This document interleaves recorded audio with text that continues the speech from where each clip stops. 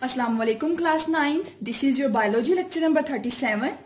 As we were studying about the chapter number 7 that is bioenergetics.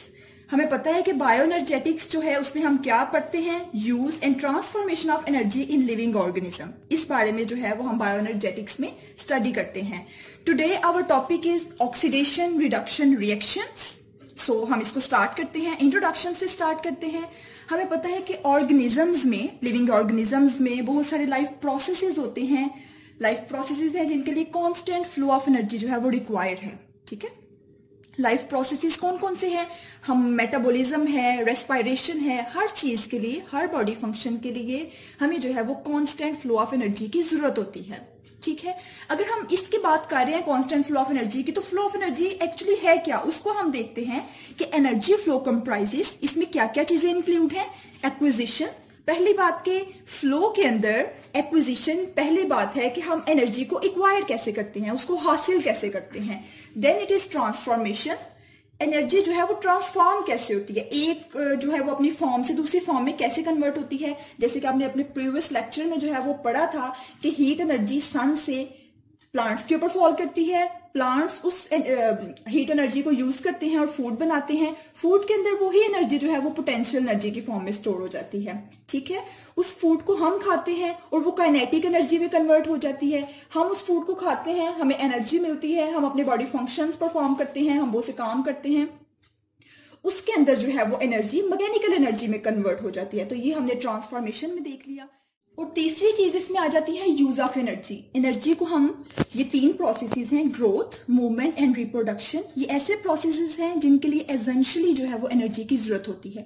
हमने grow करना है, हमने मूव करना है, हमने रिप्रोड्यूस करना है, इन सब प्रोसेसेस के लिए एनर्जी की जरूरत है। ये जो यहाँ पे बात हुई थी ना, लाइफ प्रोसेसेस को कांस्टेंट फ्लो ऑफ एनर्जी की जरूरत है, वो फ्लो ऑफ एनर्जी ये है। ठीक है, इसमें तीन चीजें हैं, एक्विजिशन है, ट्रांसफॉर्मेशन है एंड यूज ऑफ एनर्जी है। डन हो गया। नेक्स्ट हम मूव करते हैं रेडॉक्स रिएक्शंस की तरफ। ठीक हो गया, ये जो वर्ड रेडॉक्स है ये दो वर्ड्स का कॉम्बिनेशन है, रिडक्शन एंड ऑक्सीडेशन। अगली बात हम यहां पे देखेंगे कि exchange of electron between atoms.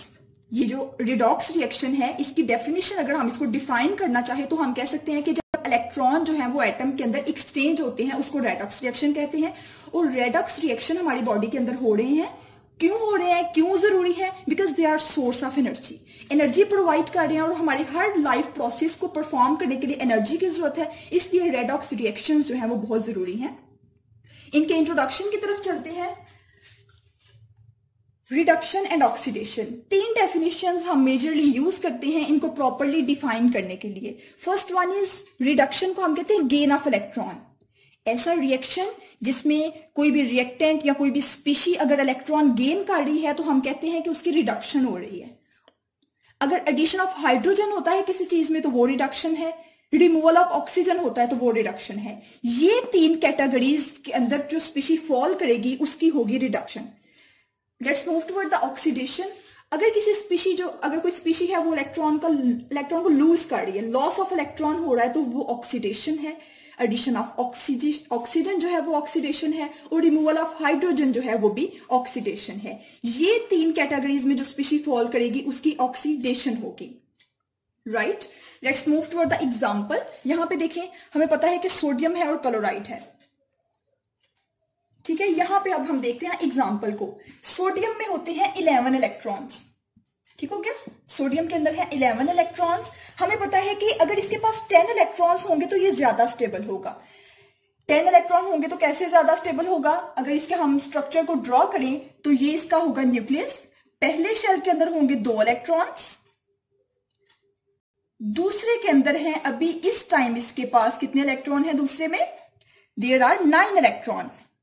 अगर हम 9 ड्रॉ करें, 2 3 4 5 6 7 8 9, ठीक है, 9 इलेक्ट्रॉन। आपने कॉन्सेप्ट लेना है इस बात से, 9 इलेक्ट्रॉन है। ऑक्टेट रूल कब कंप्लीट होगा? जब इसका एक इलेक्ट्रॉन ये किसी को दे देगा दूसरी स्पीशी को, तो ये ज्यादा स्टेबल होगा। तो ये जो है वो चाहेगा, ये टेंड टू लूज करेगा एक इलेक्ट्रॉन को। इस वजह से सोडियम यहां पे एक इलेक्ट्रॉन देगा। किसको दे रहा है? क्लोरीन को। क्लोरीन की तरह अगर हम बात करें, दूसरी तरफ अब हम अगर क्लोरीन की बात करें तो क्लोरीन के पास है 17 इलेक्ट्रॉन्स। ठीक है, क्लोरीन के पास जो है वो है 17 इलेक्ट्रॉन्स। इसके पास अगर एक इलेक्ट्रॉन ज्यादा हो जाए, अगर इसके पास ये गेन कर ले एक इलेक्ट्रॉन को, और अगर इसके पास 18 इलेक्ट्रॉन्स हो जाए तो ये बहुत स्टेबल हो जाएगा। इसके पास एक इलेक्ट्रॉन ज्यादा है, इसके पास एक इलेक्ट्रॉन कम है, तो सोडियम अपना एक इलेक्ट्रॉन दे देगा क्लोरीन को। ठीक हो गया? तो दोनों जो है वो अपने स्टेबल स्टेट में चले जाएंगे। उसका भी ऑक्टेट कंप्लीट, इसका भी ऑक्टेट कंप्लीट हो जाएगा। अब ये देखेंगे सोडियम ने क्या किया, लूज किया इलेक्ट्रॉन को। सोडियम लूज करेगा एक इलेक्ट्रॉन को, तो इसकी हो जाएगी ऑक्सीडेशन। ठीक है, यहां पे नीचे ये लिख दिया हुआ है कि ऑक्सीडेशन हो जाएगी इसकी। दूसरी तरफ क्लोरीन जो है उसने एक गेन किया, तो उसकी हो जाएगी रिडक्शन। ठीक है, इसने जो है वो लूज किया है। आपको पता है कि जब कोई इलेक्ट्रॉन, कोई स्पीशी इलेक्ट्रॉन को लूज करती है तो वो उसके ऊपर पॉजिटिव चार्ज आ जाता है, और कोई क्लोरीन, कोई ऐसी स्पीशी जो इलेक्ट्रॉन को गेन करती है तो उसके ऊपर नेगेटिव चार्ज आ जाता है। ठीक है, तो ये सोडियम क्लोराइड बन जाएगा। ये दोनों बॉन्ड बना के स्टेबल हो जाते हैं। ठीक है, यहाँ पे ये रिएक्शन को लिख दिया गया है। सोडियम ने जो है वो लूज किया है। लूज करने का मतलब है कि उसको फिर हम प्रोडक्ट में लिखते हैं, और गेन करने का मतलब है कि इलेक्ट्रॉन को हम रिएक्टेंट में लिखते हैं। इसने लूज कर दिया, उसने गेन कर दिया, यहां पे आ जाएगा पॉजिटिव साइन। ठीक है, ठीक है, एक एग्जांपल हमने ये देख ली। एक एग्जांपल जो आपके बुक में मेंशन है वो यूं है कि हाइड्रोजन के पास एक इलेक्ट्रॉन है। ठीक है, हाइड्रोजन के पास सिर्फ एक ही इलेक्ट्रॉन है। अब एक इलेक्ट्रॉन वाली जो स्पीशी है ना, अब हाइड्रोजन ऐसा करेगा कि या तो वो एक ले सकता है या एक दे सकता है। अब आपकी बुक में जो एग्जांपल डिफाइन की गई है उसमें अगर हाइड्रोजन एक इलेक्ट्रॉन लूज कर देता है तो उसकी क्या हो जाएगी, ऑक्सीडेशन। ठीक हो गया? और अब हमें पता है कि हमने एक यहां पे डेफिनेशन देखी है रिडक्शन में कि हाइड्रोजन की एडिशन होगी तो वो होगा रिडक्शन। ठीक हो गया? अब हाइड्रोजन अगर किसी दूसरे मॉलिक्यूल, समझे जी क्लोरीन के पास एक इलेक्ट्रॉन कम है, ठीक है, तो वो हाइड्रोजन के साथ रिएक्ट इजीली कर सकता है। ठीक हो गया? हाइड्रोजन जो है वो, अब ये हाइड्रोजन से एक इलेक्ट्रॉन ले सकता है। एक बात कि हाइड्रोजन इसके साथ ऐड भी हो जाएगा, इसकी हो जाएगी रिडक्शन। HCl की एग्जांपल में हाइड्रोजन जो है वो एक इलेक्ट्रॉन इसको दे देगा, हाइड्रोजन की हो जाएगी ऑक्सीडेशन और क्लोरीन की हो जाएगी रिडक्शन। ठीक हो गया? ये कॉमन एग्जांपल है आपको समझाने के लिए सिर्फ यहाँ पे लिखी है। हाइड्रोजन जो है वो एक इलेक्ट्रॉन अपना लूज कर देता है और उसकी क्या हो जाती है, ऑक्सीडेशन। ये आपकी बुक में मेंशन थी। यहाँ पे एक जनरल आप जो है वो चीज देख सकते हैं। यहाँ पे देखें, ये है एक मॉलिक्यूल है, इसके क्या हो रहा है, ये इलेक्ट्रॉन्स को क्या कर रहा है, लूज कर रहा है। ठीक है, यहाँ इसके पास इलेक्ट्रॉन्स हैं, आप देख सकते हैं, यहाँ इसके पास इलेक्ट्रॉन्स नहीं है। तो क्या हुआ, मतलब कि इसने लूज किया इलेक्ट्रॉन और इसकी ऑक्सीडेशन हो गई। जनरल एग्जांपल है बी जो है, उसने यहाँ पे उसके पास इलेक्ट्रॉन्स नहीं है, इधर उसके पास इलेक्ट्रॉन्स हैं, मतलब उसकी रिडक्शन हो गई है। इस कंपाउंड बी ने जो है वो इलेक्ट्रॉन को गेन किया है। आपके इस टॉपिक से जो क्वेश्चंस अराइज होते हैं उसको हम देखते हैं। How location and arrangement of electron become a source of energy. आपकी बुक में लिखा हुआ था कि location and arrangement of electron is a source of energy. तो हम देखेंगे कि हाउ जो है वो location and arrangement of electron is the source of energy. तो इसको अब हम देखते हैं। Electron can be an energy source. Example देखें, ऑक्सीजन की एग्जाम्पल से देखेंगे अब हम। ठीक हो गया? 3 चीजें उन्होंने यहां पे लिखी हैं। एक इलेक्ट्रॉन्स आपकी बॉडी में प्रेजेंट है, रिएक्शंस के दौरान कुछ ऐसे हैं, आप ये देख लें कि ऑक्सीडेशन हो गई किसी चीज की, अबंडेंस ऑफ इलेक्ट्रॉन्स आपकी बॉडी में मौजूद है।